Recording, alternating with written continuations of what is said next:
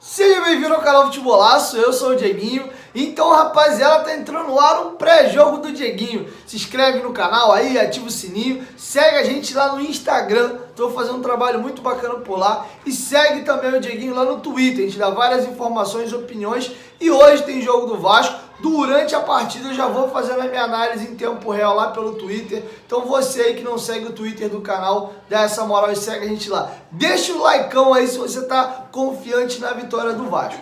Bom, galera, vamos falar do jogo hoje, jogo milionário. A classificação às oitavas de final da Copa do Brasil vale 2.600.000 reais. É uma grana muito boa. É uma grana que hoje é maior do que a folha salarial do Botafogo. A folha salarial do Botafogo hoje gira em torno de 2.300.000 reais. A nossa folha gira em torno de 4 milhões. Então a gente é pouco mais da metade da folha dos jogadores. E para o Botafogo só essa classificação aí já paga um mês de salário que por sinal por lá anda atrasado. Mas vamos lá, deixa eu contar um pouquinho o retrospecto do Vasco contra Cariocas na Copa do Brasil. É um confronto inédito, o Vasco nunca enfrentou o Botafogo pela Copa do Brasil. Pelos confrontos gerais, o Vasco tem amplo favoritismo, o Vasco tem mais de 150 vitórias contra 90 e poucas vitórias do Botafogo e pouco mais de 100 empates, que 101 empates. O Vasco é bem mais vitorioso nesse confronto, mas pela Copa do Brasil as duas equipes ainda não se enfrentaram. O Vasco já fez 4 duelos com as grandes equipes aqui do nosso futebol carioca.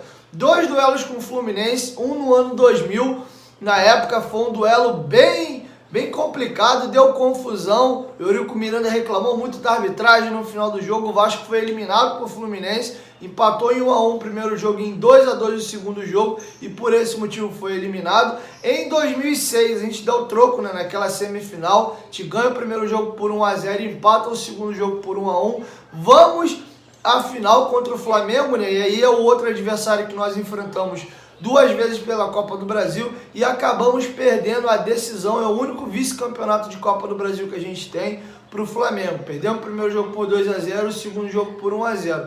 E devolvemos essa eliminação, aí não foi eliminação, foi final, né? Mas eliminamos a mulambada no Carioca, na Copa do Brasil de 2015. Quem vai esquece aquele gol do Rafael Silva que ele sai fazendo assim, ó. Primeiro jogo a gente tinha ganho por 1-0. Estávamos perdendo o segundo jogo por 1-0 também. E aí, aos 30 e poucos minutos do segundo tempo, o Rafael Silva faz aquele gol. A gente elimina o Flamengo nas oitavas e vamos às quartas de finais da Copa do Brasil. Então, para situar vocês um pouquinho como é que é o histórico do Vasco contra Cariocas na Copa do Brasil.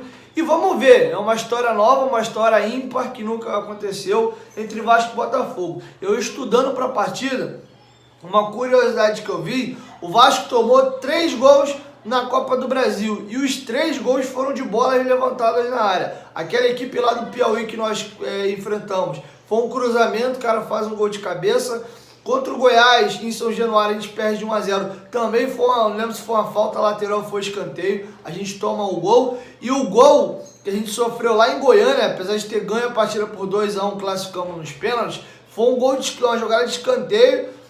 Alguém bate o escanteio, o Thales vai dominar a bola ali, se enrola, acaba ajeitando para o Rafael Vaz e chuta. Então olha aí nas bolas aéreas, o Vasco tem tomado bastante gols nas bolas aéreas, diria hoje que é uma deficiência do time do Ramon. Se você olhar também os gols que nós tomamos aí pelo Brasileiro, o primeiro gol contra o Santos foi uma bola cruzada, o Catatal vai tentar marcar o sorteio do Cruz, o Lucas Veríssimo antecipa ali o Marcelo Alves e a gente sofre o gol.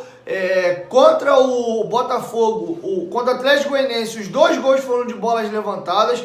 O segundo gol, o cara cruza, o Thales fica olhando, o Renato Kaiser antecipa, ele faz o gol. E o primeiro gol, a bola foi mais baixa, mas foi um cruzamento também. Então os 2 gols ali foi jogada de cruzamento. Então o Vasco quase toma um gol contra o Botafogo do Babi, um cruzamento, ele cabeceia, a bola bate no travessão, volta, o Babi chuta e o Fernando Miguel faz um milagre. Então é de se preocupar. A gente tem tomado gols aí de bolas levantadas na área. Então é outro dado, eu estudando para a partida aqui, que eu analisei. Então olho aí, a maior parte dos gols que nós tomamos são nas bolas levantadas na área. Ainda temos um problema. O Fernando Miguel, que está numa boa fase, está num grande momento com a camisa do Vasco, mas a maior deficiência do Fernando Miguel é justamente a saída do gol. Ele dá aquele soquinho esquisito, quando não, às vezes até falha, perde o tempo da bola, sai atrasado e a gente toma alguns gols. Então, se o time do Botafogo tiver feito o dever de casa e estudado bem a equipe do Vasco, eles podem explorar o jogo aéreo. Eles têm o Babi, que é um atacante imenso, ele tem 1,90 m, salvo engano, e também o Salomão Kalou, que também é um bom cabeceador, um jogador de porte físico, e vai jogar de titular essa partida aí contra o Vasco. Ele entrou no segundo tempo, fez um carnaval para cima do Pikachu, é uma preocupação. Eu escalaria até o Bruno Gomes de titular para dar uma pegada maior. O Felipe Baixo, desde o início do Campeonato Brasileiro, jogou todas as partidas, não foi poupado em jogo algum. Eu deixaria ele para a opção no segundo tempo, pegar um time do Botafogo mais cansado, de repente precisando do resultado. Ele é um jogador que toca bem a bola, ele tem o chute, tem a lei do ex também aí. Então eu começaria com Marco Júnior e Bruno Gomes. Aproveitando, já falando de escalação, temos alguns desfalques e um desfalque de última hora. A galera pede muito o Neto Borges de titular. O Neto Borges nem sequer nem fez o rachão de ontem, que inclusive a equipe do Felipe Bastos derrotou a equipe do capitão Leandro Castan por 8-5. Então o Neto Borges não vai para essa partida, sofreu uma contusão também. O Globoesporte.com que deu a informação, mas também não deu muitos detalhes, não falou se foi coxa, panturrilha, se foi... O que foi? A gente não sabe a gravidade, vamos aguardar até amanhã, deve ter mais informações, e caso saia hoje ainda eu informo vocês. Então Neto Borges é um desfalque, e para surpresa, né, a expectativa era que o Vasco entrasse com Fernando Miguel, Pikachu,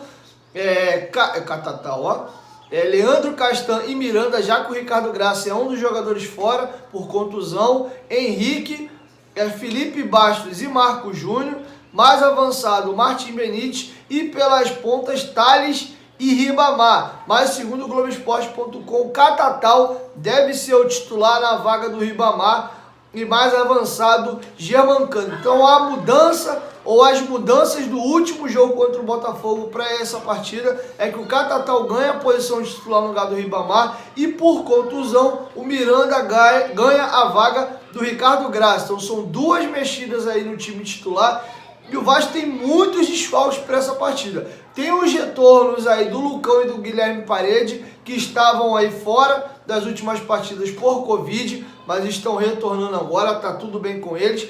O Bruno Gomes estava suspenso, né, pelo Brasileirão, não tem nada a ver com a Copa do Brasil, também volta, mas de desfalque aí nós temos o Ricardo Graça contundido, Andrei contundido, Neto Borges e Carlinho também contundido. Então esses são os desfalques que nós temos aí. Fora isso, nós também temos o Juninho, que já está um tempinho contundido. Então pelo menos aí 5 desfalques para essa partida e 2 mudanças no time titular do Vasco. Eu espero uma partida dificílima. O Botafogo é um adversário que a gente tem que respeitar demais, é um clássico. Foi um jogo duríssimo, mas duríssimo mesmo. A gente poderia até não ter saído com a vitória se o Fernando Miguel não faz aquela baita defesa.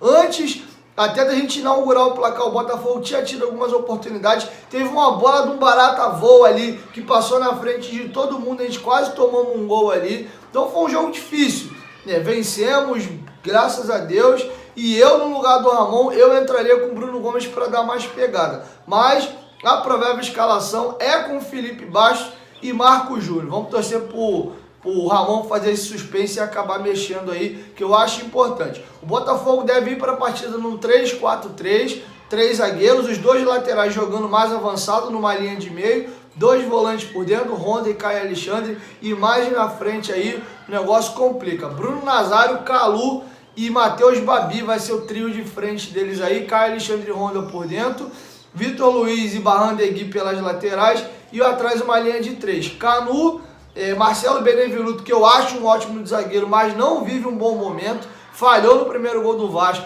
e não tá bem. E o Foster, que chegou contratado recentemente, é volante, mas quebra um galho também ali de zagueiro. Se o Paulo Autuori não mexer na equipe, esse é o provável Botafogo. E uma notícia ruim pra gente aí. Gatito Fernandes está recuperado de uma contusão na coxa e vai enfrentar o Vasco. Vamos até torcer para não ir para as penalidades no jogo de volta, né? Que o Vasco saia vitorioso no tempo normal, porque enfrentar o Gatito Fernandes nas penalidades é um Deus nos acuda. Ele, o Cássio do Corinthians e o Diego Alves do Flamengo são 3 ótimos pegadores de pênalti. É bem complicado pegar esses goleiros aí numa disputa de penalidade. Apesar que o Fernando Miguel se saiu muito bem na partida contra o Goiás, mas não é característica do Fernando Miguel ser um grande pegador de pênalti. O que eu espero para a partida? Eu espero um jogo difícil, um jogo apertado e carazinha de empate. Cara de empate aí, até com gols.